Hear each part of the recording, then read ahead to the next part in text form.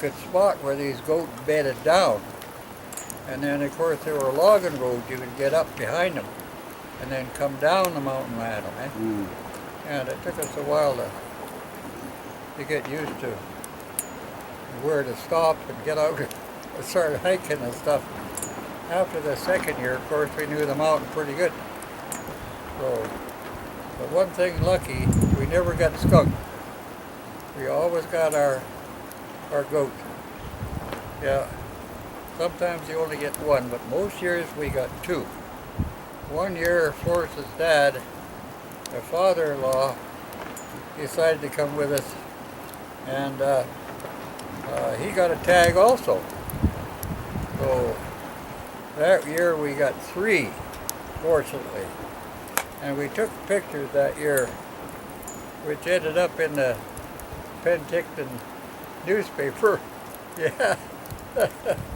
Yeah. Yeah, that's one, not something you'd see anymore, eh? The local paper. I spotted one, and I thought, Local well, hero slays goat. I'll go after that one. I didn't know it was a Billy or Nanny, but I'll go after that one. And then Lindy, he went to the left of me. But I had to go across quite a grassy flat, believe it or not, up that high. And sure enough, I come around a little knoll, and he's standing on a little pinnance of rock, standing right at the top. How he got there, I don't know. And of course, all he had to do was turn his head and he could see me. So I got down and started to crawl, because I was sure over 300 yards away. And I started to crawl on my elbows, and my hat was just a nuisance, so I got rid of it. And I think I've got within 200 yards. I'm guessing a little bit. And I thought, well, I don't think I could go on my elbows any closer. I got to take a chance and shoot him. He was kind of quartering away from me. So I thought, well, I can get him to the back of the ribs, maybe, and nail him. And so it was a pretty easy shot because I was laying down and I was on my elbows. And so bang, and down he went. And of course, about a second later, I guess Lindy had come, and his son, Robert, was with him that year too. And I guess he come across a little basin. And I guess that year, somebody had put their cows up there and left a couple of salt blocks down in that little basin. I bet there was 15 goats down in that little basin. And Lindy had come out of the bush to just the edge of the basin, apparently, just at the time I shot.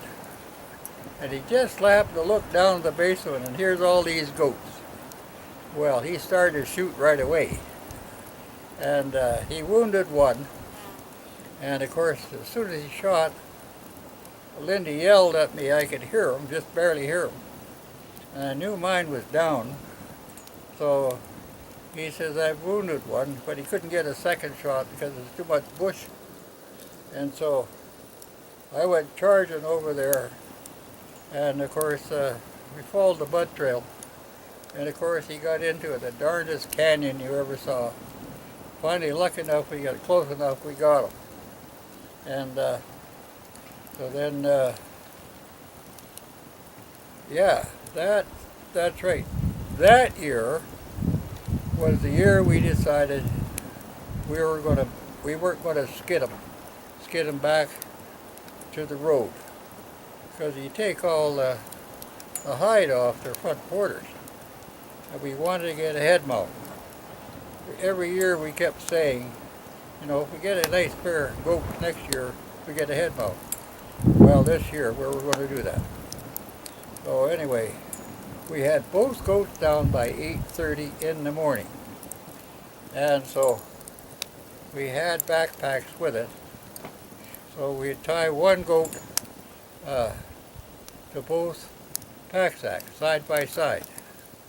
and he would take the front quarter and I'd take the hind quarter, and a pack sack to walk side by side.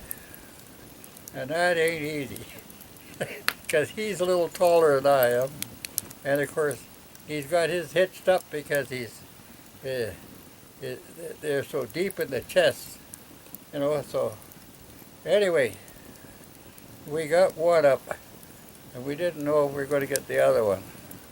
But it took us till dark to get both of them back to our vehicle. Dark. That's how long it took us. All day. And then, of course, the next day we took them to the taxidermist. That's the head mount I have at home, and same as Lindy, the one he used to have. He gave to Robert, and I don't know where it is now. Probably Robert's son's got it, I suppose. Yep.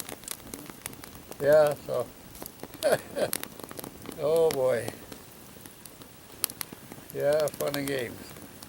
One year, Lindy decided we skidded these two goats, and it was dry, and we skidded them through a lot of kind of dirty ground, and so they looked kind of grubby.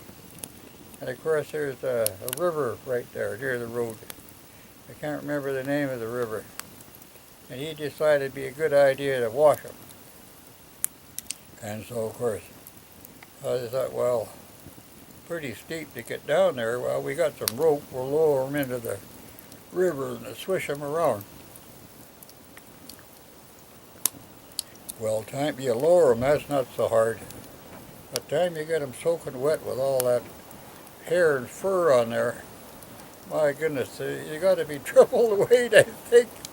We had just a terrible, terrible time getting them back up over the rail of the bridge, I'll tell you. Oh boy, what a dumb idea that was. Mm-hmm. But we did get some of the dirt off.